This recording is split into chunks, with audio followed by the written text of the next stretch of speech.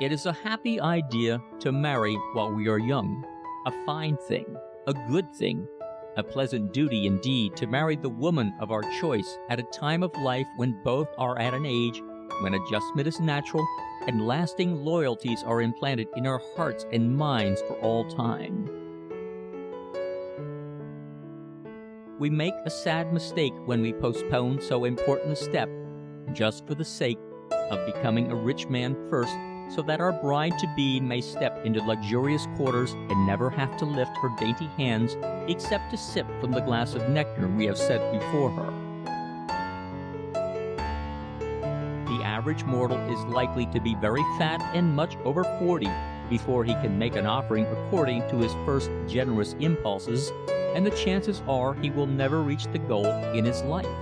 By the time he might be financially ready, there is a hard glint in his eye, and he will be looking for the mote in the eye of his lady love. The waiting game is a hard one, and it makes us worldly. After the lapse of years, what once seemed a rose might appear to be more of a hollyhock. Of course, we should, to the fullest possible extent, be prepared for marriage before assuming its responsibilities. We should at least have a ticket before embarking, and it is the real man's duty to provide the ticket. Since it is to be a long voyage, a round trip isn't necessary. In other words, a man needn't be rich when he marries, but he should not be broke either.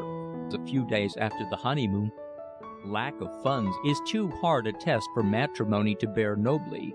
It is too much like inviting a catastrophe through lack of good, hard sense to begin with.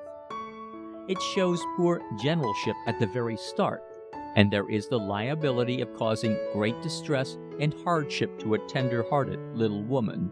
It would be a sad blow to her to find that the man of her choice was, after all, just an ordinary fellow, a man without foresight.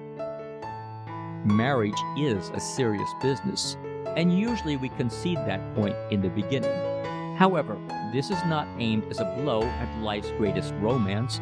It is merely the recognition of an elemental fact. Marriage must have its practical side. To become successful in the highest degree, man and wife must establish a comradeship. It is not the part of wisdom that either should rule the other, but rather that each should have the interest of the other at heart, and should strive to be helpful one unto the other. It is only through lack of comradeship that love flies out the window and lights on a seagoing aeroplane. The marriage state is a long contract. It should not be stumbled into by man or woman, nor should we become cowardly to the point of backing out of it altogether. Love is blind only to the blind. Either party to the tie that binds has a chance to know in advance whether the venture is safe and sane. All a man has to consider after he knows his own heart is that the woman of his choice is sensible, considerate, and healthy. Other things being equal, he can take the leap without hesitancy. We shouldn't borrow trouble. Given a good wife after his own heart, no manly man has a righteous kick coming against the fates. Under such circumstances, if things go wrong, he will find the fault within himself. Among the many baffling problems which the young man faces, and for that matter any man, is marriage. More thought, more energy, and more time is taken up over this one decisive step than over any other. The reasons are obvious. It involves for life the happiness of the contracting parties, not only in a direct and personal way, but also in a general sense. Such partnerships are sure of success.